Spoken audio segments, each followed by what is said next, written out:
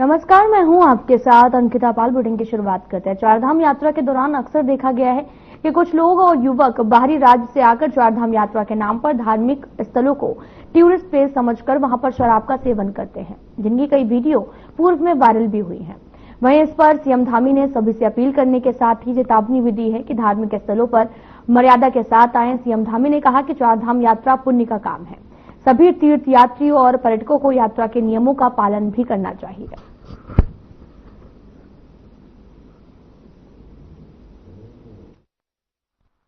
इस प्रकार की जो भी घटनाएं आएंगी तो उस पर जरूर संज्ञान लिया जाएगा। और हमारा तो सबसे ये कहना है कि चारधाम यात्रा बहुत ही पुण्य और धर्म की यात्रा है। उस यात्रा के जो नियम है, सभी को उस यात्रा के नियमों का पालन करना चाहिए। आज तब से यही करो। उत्तराखंड के लोक पर्व फूलदेई को भी होली के साथ बड़े ही धूमधाम के साथ मनाया गया।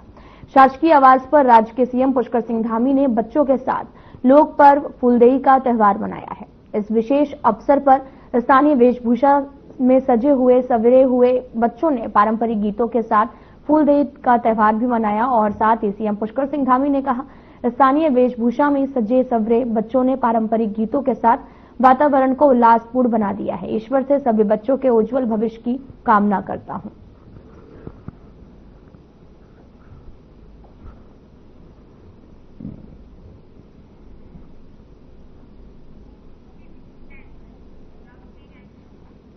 सीएम पुष्कर सिंह धामी ने स्वच्छता को लेकर अपील की है। उन्होंने कहा कि हम स्वच्छता को लेकर अभियान चला रहे हैं और हमारी चारधाम यात्रा है, उसे चारधाम यात्रा में आने वाले श्रद्धालुओं और पर्यटकों से भी अनुरोध करेंगे, स्वच्छता का विशेष रूप से ध्यान रखें।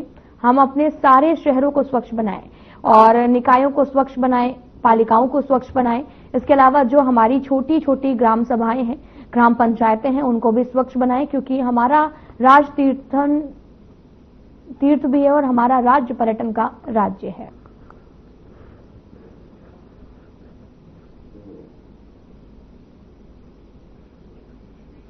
हम स्वच्छता को लेकर पूरा अभियान चला रहे हैं और इस बार की जो हमारी चारधाम यात्रा है, उस चारधाम यात्रा में आने वाले श्रद्धालुओं से, पर्यटकों से भी हम अनुरोध करेंगे कि वो स्वच्छता का विशेष रूप से ध्यान रखें।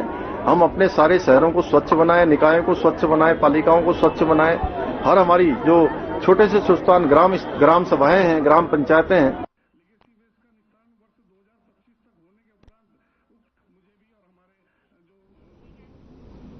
तो इस वक्त की बड़ी खबर चंपावत से आ रही, जहां पर आज से होगा पूर्णागिरि मेले का आगाज। मुख्यमंत्री पुष्कर सिंह धामी करेंगे मेले का शुभारंभ। पूर्णागिरि मेले में लाखों की संख्या में आते हैं श्रद्धालु। तो बड़ी खबर इस वक्त की चंपावत से। अब पूर्णागिरि मेले का आगाज होगा और मेले में लाखों की संख्या में श्रद्धालु आते हैं। मुख्यमंत्री पुष्कर सिंह धामी मेले का शुभारंभ भी करेंगे। आपको बताते चलें कि पूर्णागिरि मेले का आगाज होने वाला है और जिसका सीएम धामी आज आगाज करेंगे और यहां पर पहुंचेंगे। तो बड़ी खबर चंपावत से है, जहां पर पूर्णागिरि मेले को लेकर आपको जानकारी दे रहे हैं, जहां पर सीएम पुष्कर सिंह धामी मेले का शुभारंभ करेंगे। और उत्तराखंड में चंपावत में हर साल लगने वाला पूर्णागिरि मेला, जो कि बहुत ज्यादा प्रसिद्ध माना जाता है और प्रसिद्ध शक्तिपीठ भी है, जो कि शुरू होगा और सीएम भी पहुंचेंगे। तो एक और बड़ी खबर आ रही है देहरादून से, जहां पर उत्तराखंड के पर्वतीय क्षेत्र में मनाई जाएगी होली। उत्तराखंड में देर रात से लगातार हो रही बारिश, फिर एक बार ठंड ने दस्तक दे दी है और बारिश से ऊंचाई वाले क्षेत्रों में बर्फबारी के भी आसार बने हुए हैं। तो देहरादून से इस वक्त की बड़ी खबर, देर रात से लगातार बारिश हो रही, उत्तराखंड के पर्वतीय क्षेत्रों में बारिश हो रही है और साथ ही आपको बताते चले कि एक बार फिर से ठंड ने दस्तक दे दी है। तो आपको बताते चले कि बड़ी खबर इस वक्त की देहरादून से, पर्वतीय क्षेत्रों में ठंड बढ़ गई है। उत्तराखंड में देर रात से लगातार बारिश हो रही है, फिर एक बार फिर से ठंड ने दस्तक दे दी है और बारिश से ऊंचाई वाले क्षेत्रों में बर्फबारी हुई है। उत्तराखंड के पर्वतीय क्षेत्रों में बारिश का दौर जारी है, जिसके बाद ठंड भी बढ़ गई है। उत्तराखंड सरकार ने प्रदेशवासियों के हित में एक महत्वपूर्ण निर्णय लिया है। सीएम पुष्कर सिंह धामी के निर्देशानुसार उत्तराखंड राज्य के अधीन समस्त शासकीय, अशासकीय कार्यालयों और साथ ही शैक्षणिक संस्थानों विद्यालयों में 15 मार्च को पर्वतीय होली के अवसर पर सार्वजनिक अवकाश घोषित किया गया है। यह अवकाश प्रदेश के सभी सरकारी और गैर सरकारी कार्यालयों, शिक्षण संस्थानों, विद्यालयों में लागू रहेगा। हालांकि यह अवकाश बैंकों, कोषागारों एवं उप कोषागारों पर लागू नहीं होगा।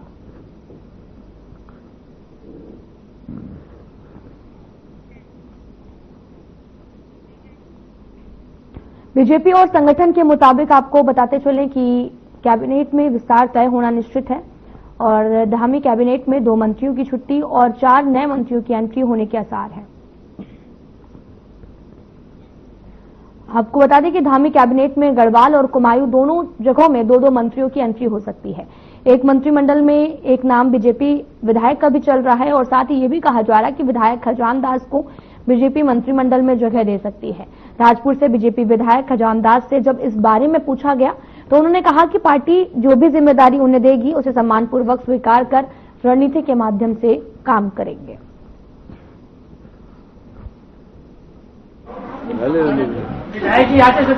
कार्यकर्ता हूं, जिस तरह का आदेश करेंगे उसका निर्वहन करूंगा और पार्टी ने मुझे यहां तक पहुंचाने का काम किया, मैं इसी में खुश हूं।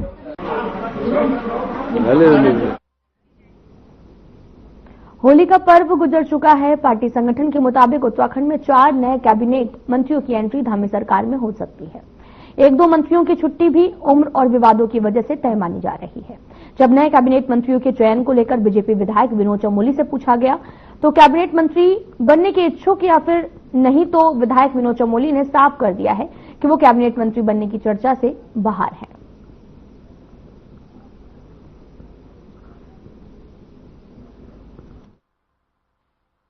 देखिए, मैं उन चर्चाओं से बाहर हूं और मैं मानता हूं कि पिछले 39 साल के मेरे पार्टी के जो मेरा कैरियर है, जो मैं एक कार्यकर्ता के नाते काम कर रहा हूं, इस पार्टी ने बहुत कुछ दिया है। मैं 6 चुनाव पार्टी ने मुझे लड़ाए, 6 के 6 चुनाव मैंने जीते हैं। बड़ा मान सम्मान पार्टी ने मुझे दिया है।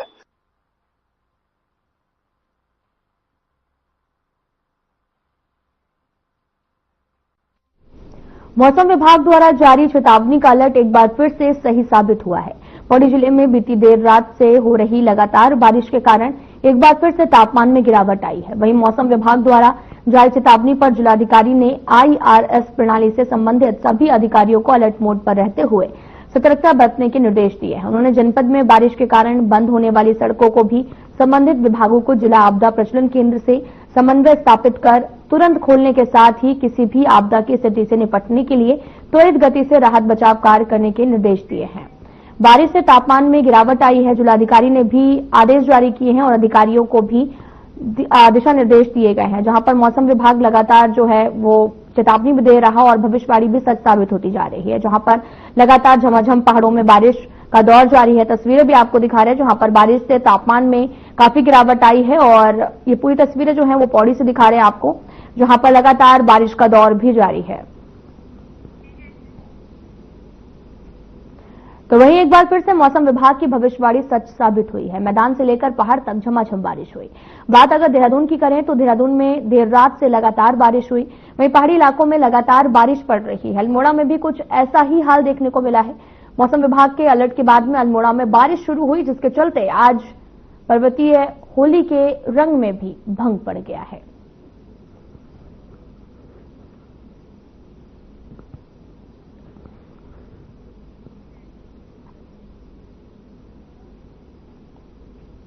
खबर अल्मोड़ा से है, जहां पर आगामी पंचायत चुनावों को लेकर जनपद में मतदाता सूची का संशोधन किया जा रहा है। इस संबंध में मुख्य विकास अधिकारी दिवेश शासनी ने भी जानकारी दी। उन्होंने बताया कि आगामी पंचायत चुनावों की तैयारियों के तहत जनपद में निर्वाचक नामावलियों को संशोधित करने का कार्य 22 मार्च तक किया जाएगा। इसके लिए सभी खंड विकास कार्यालय को निर्देश दिए गए हैं कि वे नामावलियों की त्रुटियों को जल्द दूर करें ताकि चुनावों की प्रक्रिया को सफलतापूर्वक संपन्न किया जा सके। उन्होंने सभी मतदाताओं और जनप्रतिनिधियों से अपील की है, यदि किसी का नाम मतदाता सूची में दर्ज नहीं है तो वे जल्द से जल्द खंड विकास कार्यालय पर जाकर अपना नाम जोड़वा सकते हैं ताकि मतदान के समय कोई समस्या उत्पन्न ना हो। आप सभी के लिए ये रहेगा कि आजकल आप जैसे कि जानते हैं कि हमारे गांव में बहुत सारी खुली बैठकें हो रही हैं, क्योंकि हमारी पंचायत जो चुनाव आने वाले हैं उसकी निर्वाचन की जो हमारी इलेक्टोरल रोल्स हैं वो फाइनलाइज हो रहे हैं। तो मेरा आप सभी से अनुरोध है कि आप बढ़ चढ़कर हमारे इन इलेक्टोरल रोल्स के लिए जो डिस्कशंस में खुली बैठकें हो रही है उसमें पार्टिसिपेट कीजिएगा एंड अपने ऑब्जेक्शंस, अपने नेम करेक्शंस और इससे रिलेटेड कोई भी इश्यू हो तो आप जरूर उन्हें हमें प्रॉपर अपने एप्लीकेशन फॉर्मेट में दीजिएगा, सो दैट हम चाहते हैं कि सभी लोग जितने भी हमारे अल्मोड़ा की जनता है इसमें उनका नाम सही रहे और अगर कोई त्रुटि होती है तो वो त्रुटि ठीक हो जाए।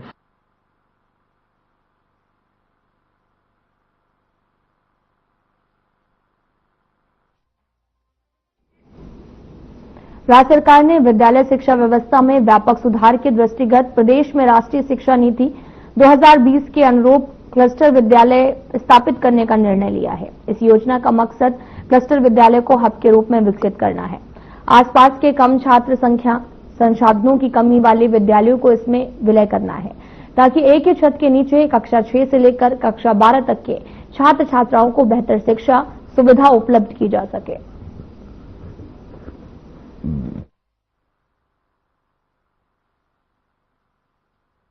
नहीं, देखिए, माननीय मुख्यमंत्री जी द्वारा इसकी घोषणा की गई थी और माननीय मंत्री जी ने भी इसकी लगातार समीक्षा की थी और इसमें प्रदेश के समस्त जिलों के हम लोगों ने विषय विशेषज्ञ सम्मिलित करते हुए हमारी विरासत नाम से एक पुस्तक तैयार कराई है।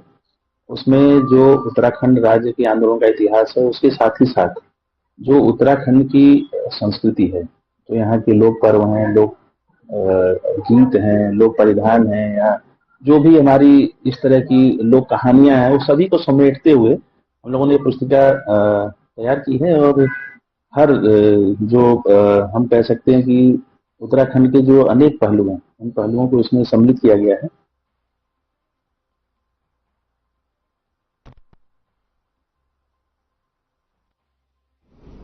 समय के साथ साथ जैसे जैसे टेक्नोलॉजी में विकास हो रहा, वैसे वैसे साइबर अपराध का दायरा भी बढ़ता जा रहा, जो पुलिस के लिए भी एक बड़ी चुनौती बनता जा रहा। बात अगर करें उत्तराखंड की, तो यहां पर 2 साइबर थाने देहरादून और रुद्रपुर में मौजूद है, जिसमें बीते वर्ष 100 से भी अधिक एफआईआर दर्ज की गई, जिसको लेकर साइबर थाना देहरादून के सीओ अंकुश मिश्रा ने बताया कि साइबर प्रकरणों में त्वरित कार्रवाई करते हुए अब तक आम जन के 28 करोड़ रुपए को बचाया गया है।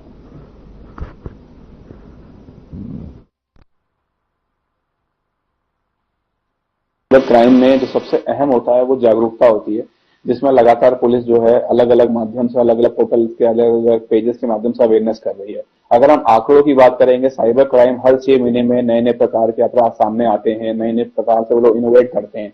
तो पिछले साल जो हमारा साइबर थाना है, साइबर थाना देहरादून हो गया और साइबर थाना हमारा रुद्रपुर हो गया, 2 थाने जो है साइबर के, उसमें हमारे यहाँ लगभग 100 से लेकर 120 एफआईआर दर्ज हुई, क्योंकि हमारे यहाँ पे 20 लाख के ऊपर के जितने प्रकरण होते हैं उनकी एफआईआर हमारे यहाँ रजिस्टर होती है। और जो हमें कंप्लेंट प्राप्त हुई, जिसमें भारत सरकार का जो हेल्पलाइन है 1930, तो उस पर हमने लगभग उत्तराखंड के लगभग 28 करोड़ रुपए हमने यहाँ के नागरिकों के बचाए हैं। उसमें साथ में हमने अरेस्टिंग और कई लोगों को लीगल जो नोटिस है वो भी शामिल कराई। तो उसमें लगभग 110 से 120 लोग हैं जो अपराधी थे, जिनके खिलाफ हमने वैधानिक कार्रवाई अमल में लाए।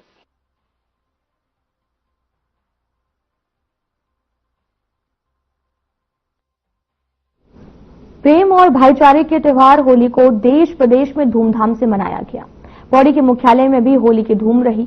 लोगों ने एक दूसरे पर रंग गुलाल लगाकर होली की बधाई दी। शहर के एजेंसी चौक, धारा रोड, माल रोड, सर्किट हाउस समेत सभी वार्डों में होली के रंगों में लोग जो हैं वो सराबोर दिखे। कई घरों से होली के गीतों का संगीत सुनाई दिया, तो बच्चे हाथों में पिचकारी और गुब्बारों के साथ पानी से होली मनाते हुए नजर आए। कई जगह उत्तराखंड के पर्वतीय इलाकों में आज रंग खेला जाएगा, जिसको लेकर धामी सरकार ने अवकाश भी घोषित किया है।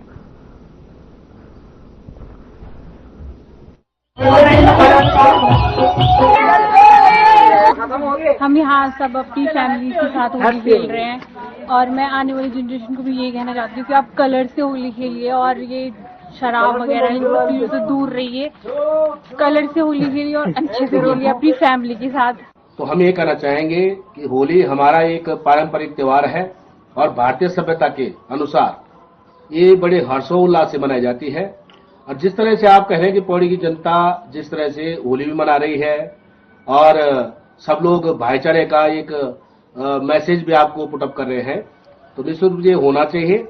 और मैं सभी भारतवासियों को और पौड़ी की जनता को हार्दिक धन्यवाद देता हूं, हार्दिक शुभकामनाएं देता हूं इस पावन होली के पर्व पर, और आपका भी विशेष धन्यवाद करता हूं। तो ऐसा है कि अपने जो कल्चर है, अपने गढ़वाली गाने हैं, तो उसमें एक होता है कि फील होता है इसमें, मतलब सब हमारे साथ, बुजुर्ग हो, जवानों, सब अपने साथ वो कर लेते हैं। मतलब अगर ये कि हम हिंदी गानों में करेंगे तो वो थोड़ा फील नहीं आता है। और यहाँ हम सब, मतलब हमारे साथ बुजुर्ग है सब है, तो हम मतलब एक साथ शांतिपूर्वक यहाँ होली मना रहे हैं। मतलब ऐसे कुछ वो नहीं है किसी को कि बदतमीजी हो रही है, कुछ नहीं, अपना आराम से अपने उधर हम सबके सब अच्छे से अपना शांतिपूर्वक वो कर रहे हैं। बच्चे हम सब अच्छे रंगों से, मतलब ऐसे कुछ नहीं कि एलर्जी है, कुछ नहीं, सब अच्छे से, मतलब यहाँ अपना देखिए आपकी बहुत अच्छे से मना रहे हैं।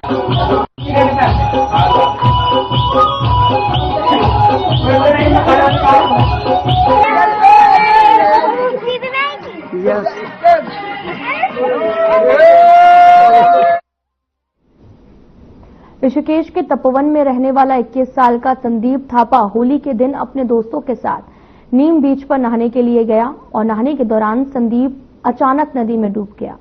दोस्तों ने घटना की जानकारी पुलिस को दी। सूचना पर मिलते ही पुलिस और एसडीआरएफ की टीम भी घटनास्थल पर पहुंच गई और कड़ी मशक्कत के बाद एसडीआरएफ के गोताखोरों में अनूप कुमार ने बेहोशी की हालत में संदीप को गंगा से बाहर निकाला, अस्पताल पहुंचाया। डॉक्टरों ने जांच के बाद संदीप को मृत घोषित कर दिया। बेटे की मौत से परिजनों में कोहराम मचा हुआ है। वहीं एसडीआरएफ के इंस्पेक्टर कविन सजवार ने भी बताया कि संदीप का शव मुनिकरेती थाना पुलिस के हवाले कर दिया गया है और पुलिस ने शव को पोस्टमार्टम के लिए भेज दिया है।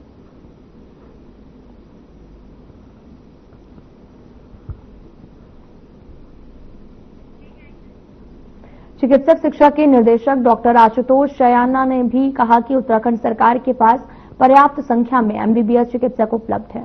ऐसे में अब सरकार विशेषज्ञ चिकित्सकों की संख्या बढ़ाने की तैयारी कर रही है। इसके लिए राज्य सरकार राजकीय मेडिकल कॉलेज में विशेषज्ञ चिकित्सकों को तैयार करने के लिए पाठ्यक्रम की संख्या बढ़ा रही है। उन्होंने कहा कि जब राजकीय कॉलेज से भी विशेषज्ञ चिकित्सक राज्य को मिलेंगे तो हमारे दूर दराज के ऐसे क्षेत्रों में जहां इनकी जरूरत है वहां आसानी से उपलब्ध भी हो सकेगी।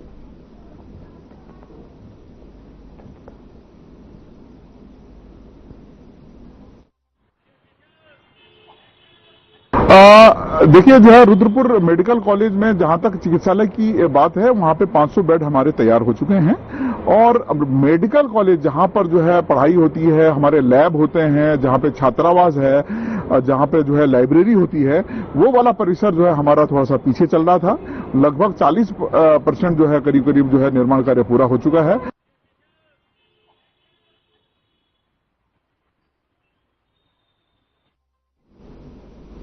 मौसम विज्ञान केंद्र देहरादून की ओर से मौसम को लेकर अपडेट जारी किया गया, जहां पर 20 मार्च तक मौसम खराब रहने की उम्मीद है। मौसम विभाग के मुताबिक आज भी कई जिलों में हल्की से मध्यम बारिश देखने को मिल सकती है।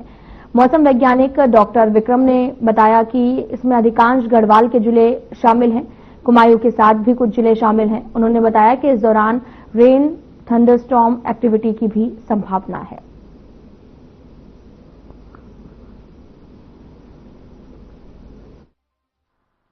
से 8 डिग्री और टेम्परेचर बढ़ सकता है 1-2 दिन आगे जो है, लेकिन उसके बाद जब बारिश होगी 13 से तो घटेंगे। तो बारिश की एक्टिविटी जैसे मैंने बोला 13, 14, 15 में ऊपर देश में देखने को मिलेगी। और बर्फबारी की जहां तक बात कर लें तो 3200 या 3500 मीटर के आसपास के क्षेत्र है, उन एरियाज में हाई रिचेज में आपको स्नोफॉल एक्टिविटी वो देखने को मिलेगी, हल्की से कहीं कहीं मध्यम तक की भी। फिर आप देखेंगे कि जो एक्टिविटी है फिर 18, 19, 20 में भी दिख रही है।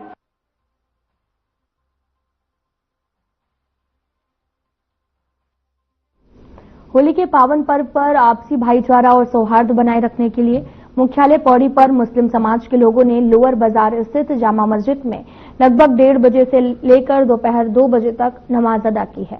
वहीं शहर के मॉल रोड स्थित मदीना मस्जिद में लगभग 2 से 2:30 बजे तक नमाज अदा की गई, जहां जामा मस्जिद में मौलाना मुफ्ती मोहम्मद तारिक द्वारा लगभग 700 से भी अधिक नमाजियों को जुम्मे की नमाज अदा करवाई गई। मदीना मस्जिद में काजी कारी जुल्फिकार अली द्वारा 350 से भी अधिक नमाजियों को नमाज अदा करवाई गई है।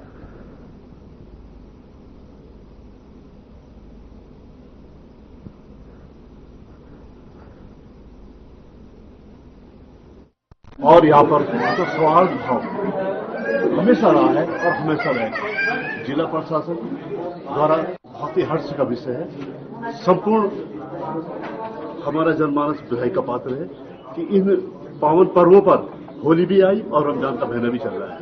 तो मैं बधाई दूंगा और हमेशा कल्पना करता हूं कि ऐसा सौहार्द भाव हर साल आता रहे। जिला प्रशासन, पुलिस प्रशासन,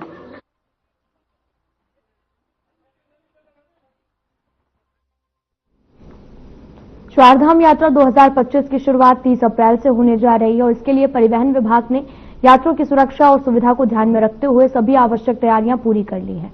देहरादून के आरटीओ सुनील शर्मा ने कहा कि इस साल चारधाम यात्रा के लिए हमारे पास लगभग 1800 गाड़ियां उपलब्ध हैं। हम टूर ट्रैवल ऑपरेटर और टेम्पो ट्रैवल एसोसिएशन के साथ बैठक कर रहे हैं।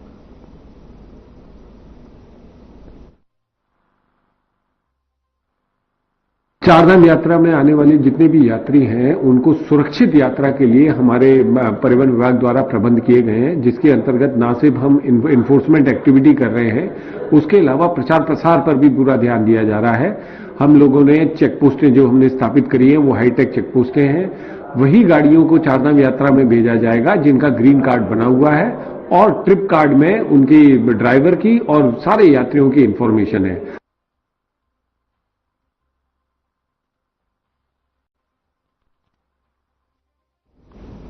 देहरादून निवासी रेणु पॉल ने हाईकोर्ट में जनहित याचिका दायर की थी।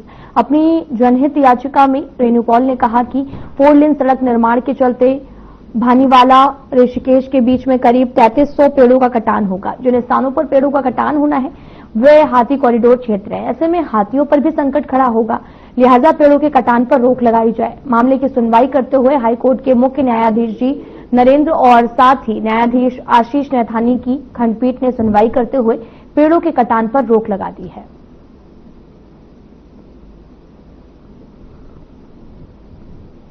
आपको बताते चले कि नैनीताल हाईकोर्ट ने रोक लगा दी है। दरअसल यहां पर पेड़ों का कटान जो है वो किया जा रहा था, जिस दौरान हाईकोर्ट ने इस मामले पर रोक लगा दी है। दरअसल यहां पर हाथियों का झुंड रहता है और इस दौरान इस कटान को जो है पेड़ों के कटान को रोका गया है। पूरा मामला जो है वो नैनीताल से सामने आया, जहां पर 3300 पेड़ों के कटान पर बड़ा एक्शन हुआ है और इस दौरान अब इस पर रोक भी लगा दी गई है।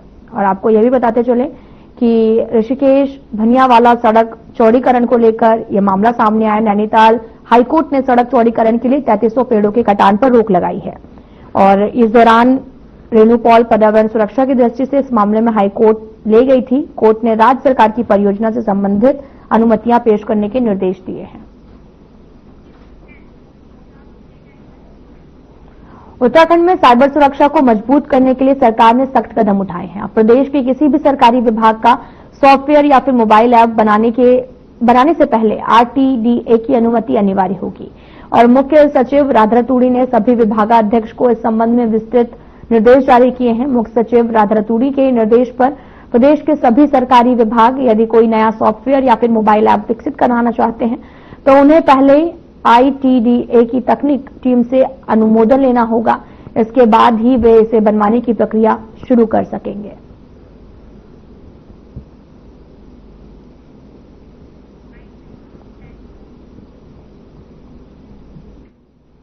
फिलहाल में इतना ही। नमस्कार।